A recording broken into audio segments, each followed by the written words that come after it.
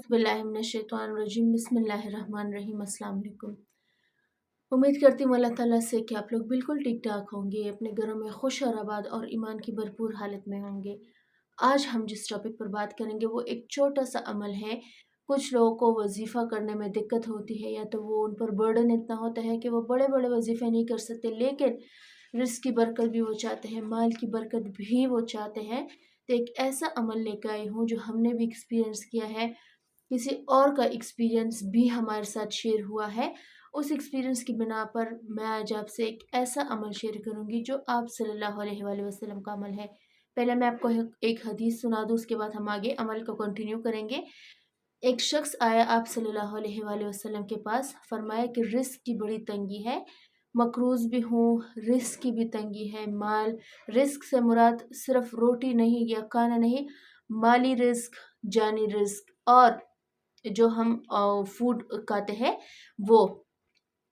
तब हम अगर हम होते तो नॉर्मल इंसान, तो वो बहुत लंबे लंबे वजीफ़े देते, लेकिन हमारे प्यारे आका सल्लल्लाहु अलैहि वसल्लम ने फरमाया, रिस्क की तंगी है, तू हर वक्त वज़ू में रहा कर, तुम्हारी रिस्क की तंगी खुद ब खुद दूर हो जाएगी। आजकल हम कितने फ़तवे देते हैं, तुम ये करो, तुम ये करो। बेशक सब हमारे नबी सल्लल्लाहु अलैहि वसल्लम से जायज़ है, कोई भी ख़ुद से नहीं लगा होता, लेकिन ये एक बहुत शॉर्ट अमल है उन लोगों के लिए। स्पेशली आप सल्लल्लाहु अलैहि वसल्लम को पता था कि मेरी उम्मत में से बहुत से लोग ऐसे होंगे जो बड़े-बड़े वज़ीफ़ा नहीं कर सकती, और जिनकी माली इस्तिताअत ऐसी नहीं है जो सदका या खैर व खैरात कर सके। सब के लिए बहुत शॉर्ट अमल है, बहुत शॉर्ट अमल है। 5 वक़्त की नमाज़ हम दिन में पढ़ते हैं, उसी के लिए वज़ू करना पड़ता है हमें। लेकिन अगर हम वज़ू ऐसा तरीके से करें कि हम सारा दिन बावज़ू रहेंगे, तो उसके नतीजे में हमारे रिज़्क की बरकत होगी, हमारे माली रिज़्क की, हमारे वो खुराक जो हम खाते हैं। आजकल अगर हम देख लें तो हर दूसरा बंदा गरीब है, हर दूसरा बंदा महंगाई से परेशान है। लेकिन अगर हम थोड़ा-सा अमल हम आप सल्लल्लाहु अलैहि वसल्लम की ज़िंदगी जैसे उन्होंने गुज़ारी थी, उससे अगर हम 10-20% भी अडॉप्ट करते, तो हमारे लिए ज़िंदगी गुज़ारना बहुत आसान हो जाएगी। जो लोग आप सल्लल्लाहु अलैहि वसल्लम की पैरवी करते हैं, उनके तरीक़ों की पैरवी करते हैं, तो यकीन कीजिए कि उनको किसी मुश्किल का सामना नहीं करना पड़ता।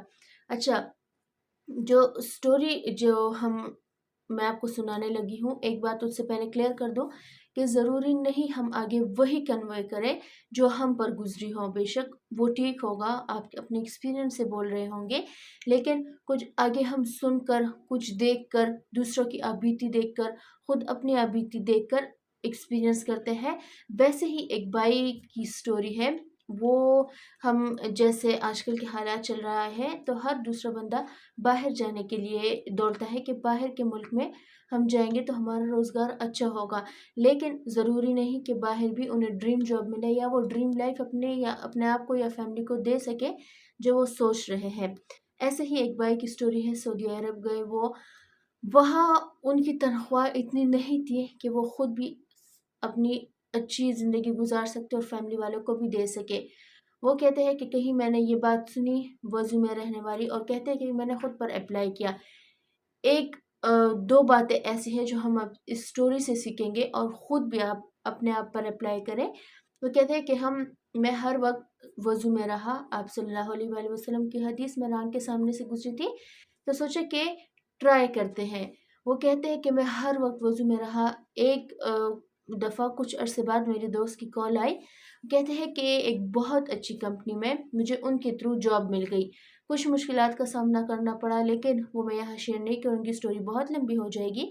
वो कहते हैं जैसे-जैसे करके मैं वहाँ गए, लेकिन इन बीच मुझे मुश्किलात आई और मैंने उन मुश्किलात का हल सिर्फ़ 2 रास्तों में ढूँढा। एक वज़ू करने से, दूसरा मैंने अपने लिए दुआ नहीं की, मैंने उन दोस्तों के लिए दुआ की जो मेरे साथ इस मुश्किल में पड़े हुए थे। हमेशा जब भी मैं हाथ उठाता, मैं अपने दोस्तों के लिए दुआ करता कि ए अल्लाह, तू मुझे छोड़ और इनकी मुश्किलात दूर कर दे।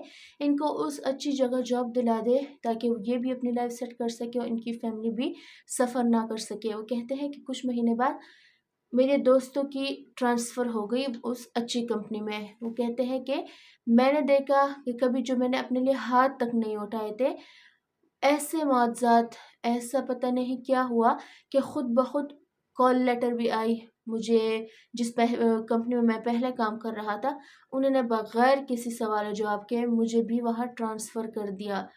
ایک بات تو یہ کہ سنت پر عمل کرنا، سنت کی پیروی کرنا کبھی بھی آپ کو ڈیگریڈ نہیں کرے گی، یا کبھی بھی آپ کو اس موقع پر نہیں لا کھڑا کرے گی کہ آپ افسردہ ہو یا آپ افسوس منائیں کہ کاش میں یہ نہ کرتا۔ ہمیشہ ہمیں فائدہ ہی ہوگا، اور آپ صلی اللہ علیہ وآلہ وسلم کے ہر طریقے سے ہر مسلمان کو ہمیشہ فائدہ ہی ہوا ہے۔